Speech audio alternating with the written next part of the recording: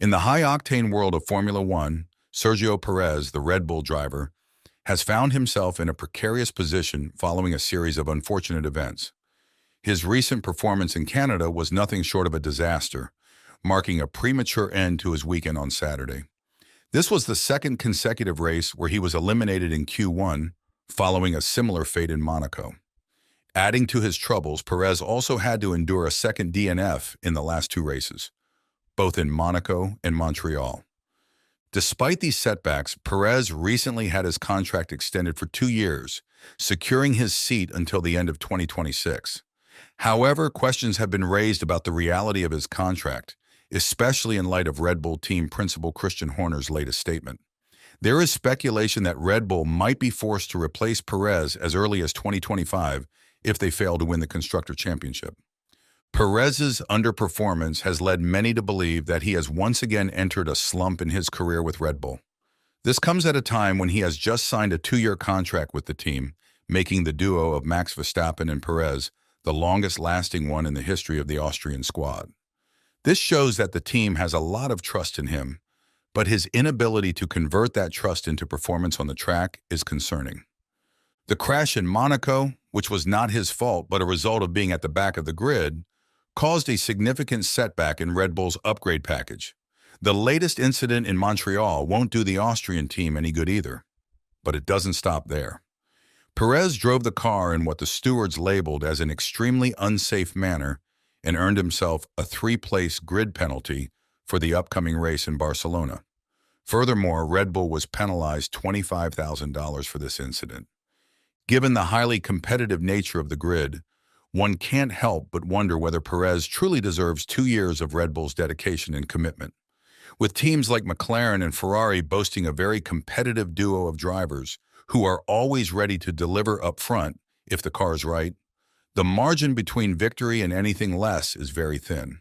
This is why Red Bull might have to think twice about whether they want to keep Perez in the team beyond 2024, let alone until 2026. When discussing the future of the Mexican driver and the extension of Yuki Tsunoda's contract at Racing Bulls, Horner stated that they are all Red Bull drivers. He confirmed that they decided to extend Checo's contract for 1 more year, but in the meantime they also wanted to exercise Yuki's option. He praised Yuki's performance at VCAR and confirmed that he will stay for another year. As for Perez, Horner clarified that it is a 2-year contract, but like any contract, there are all kinds of clauses in it, which are, of course, between the driver and the team. A similar statement was released by Helmut Marko, who pointed out that there are always clauses in the contracts of F1 drivers and their respective teams. This implies that just because Perez's contractual situation obliges him to drive for Red Bull until 2026, it doesn't mean the team doesn't have the power to activate a clause in the deal that would replace him with another competitive driver from their pool. Perez's current situation is not very promising. He has fewer Q3 appearances than Tsunoda, who now stands at 7, while Perez is still at 6 after the Montreal GP. The fact that both VCAR drivers finished in Q3 is further applying pressure on the Mexican driver to either step up his game or risk being replaced in the team. To add salt to the wound, Perez has been outqualified by Sargent twice this year and 5 times over the past 2 seasons in total. In contrast, Sargent has been outqualified by his teammate Albon in every GP in which they have participated so far. This puts Perez in a very bad position, because with such a close grid and competitive racing, most of the ground is made up on Saturday.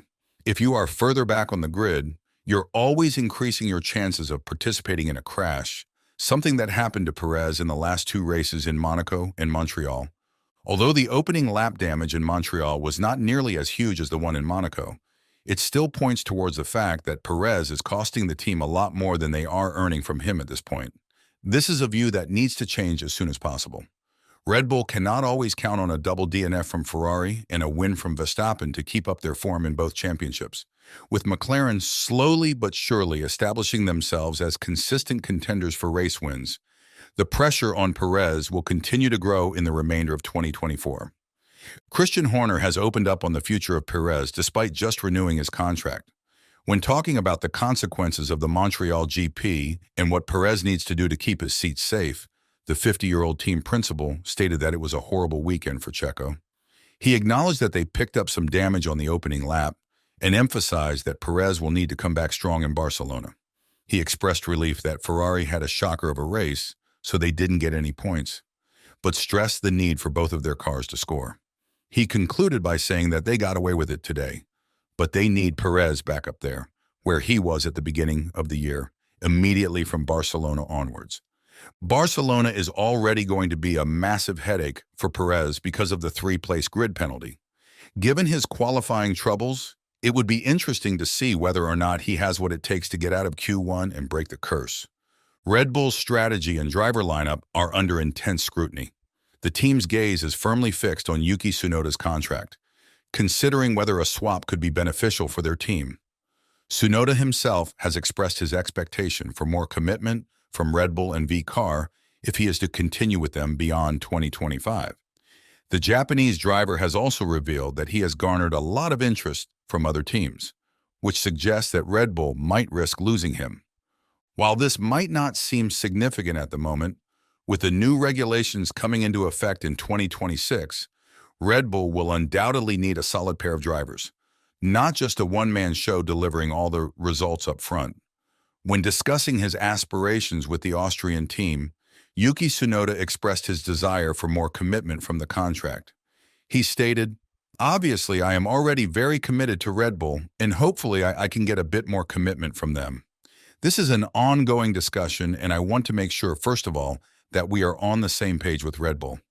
Even in these 2 years, Perez still has to perform, and in this kind of environment, anything can happen."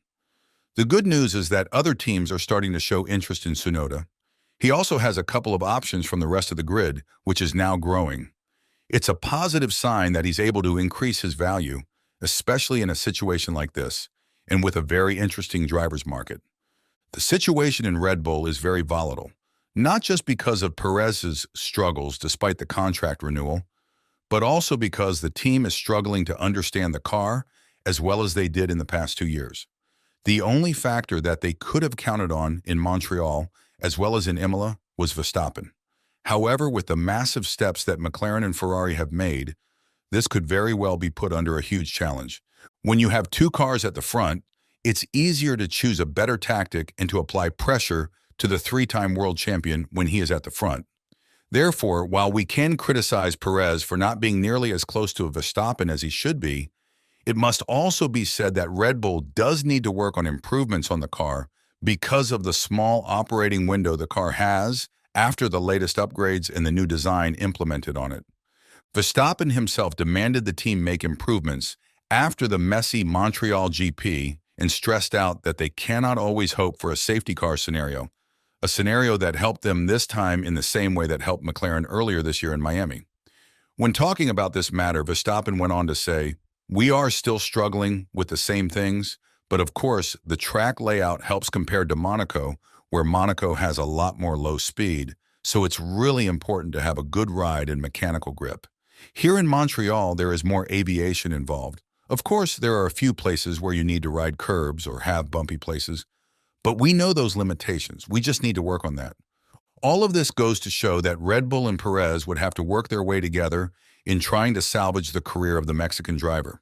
Being 5th in the driver championship and under a massive threat to be dethroned by Piastri will not bode well for the Mexican driver's future in the Austrian team. With all this in mind, do you think that Perez has what it takes to bounce back from this negative slump? And more importantly, do you think that Red Bull will activate the clause in case things get heated in the Constructors Championship? Let us know in the comments below. And don't forget to subscribe to our channel for more insightful F1 analysis and updates. Stay tuned.